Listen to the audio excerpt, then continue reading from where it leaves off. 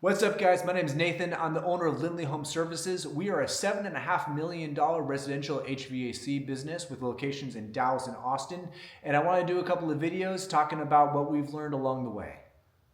Okay, guys, so mispricing is mistake number one. But now I want to move on to mistake number two. This is the next biggest mistake that I see people make, which is waiting for your customers to call you.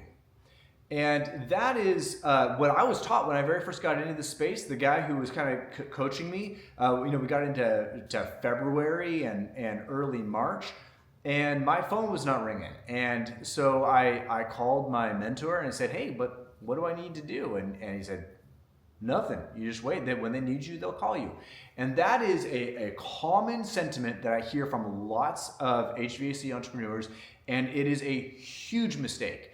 You do not want to wait for your customers to call you. What you need to do is pull out your list, and if you have a software, you have some sort of a CRM, either Service Titan or House Call Pro or Field Edge. I'm a big House Call Pro fan, but lots of other people have success with other programs. Find a way to get through your database and find people that you have not serviced in a year plus, and call them up and offer them a free tune-up or a free maintenance plan. Anything that you can do to get your foot in the door, because what you have to have is you have to be able to get into a home in order to make any money.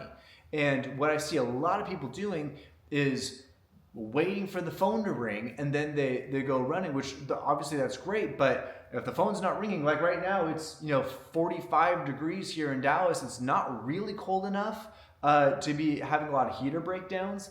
It's certainly not warm enough to be using your air conditioner. And so what we're doing today is we're picking up the phone and we are calling previous customers, people who I haven't seen in a while, and we are offering them a free tune-up to get our foot in the door to sell them something.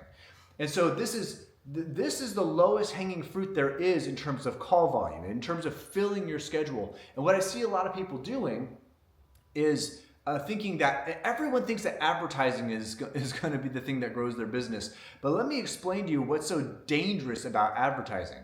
Number one, the industry average in Dallas is $600 per call to go out on Google and buy a new customer on Google advertising is going to cost $600. And so let's assume for a second that you do have a 50% profit margin.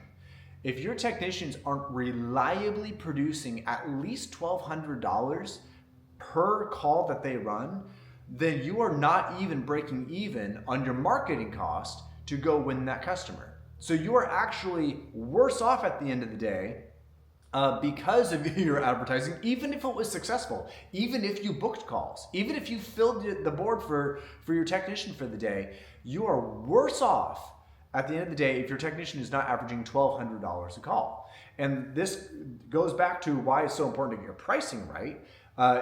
You have to have at least that 50% profit margin, but that's not enough if you're not averaging $1,200 a call if you plan on doing any marketing. But what I would strongly encourage everyone to do is don't even think about marketing until you have exhausted the resource you already have, which is your previous customers. These are all people who know you, people who have used you in the past. There's some brand familiarity there. There's a certain level of relationship there, and you can revive that through things like offering a free tune-up or a free maintenance plan if you offer those, which I would strongly recommend that you do. And so that is a huge mistake that I see people making, is neglecting the bird in the hand and pursuing marketing.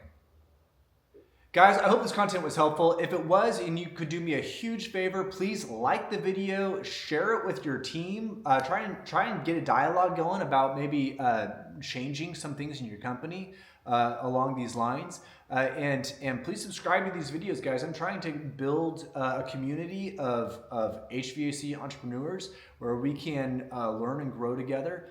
Also, if you would like any help with navigating some challenges in your company, feel free to reach out. I am a successful HVAC entrepreneur. We did $7.5 million in revenue last year. We're working on our 10th acquisition right now. So I know a little bit about the space and happy to help any way that I can. Guys, I appreciate it. Have a great one.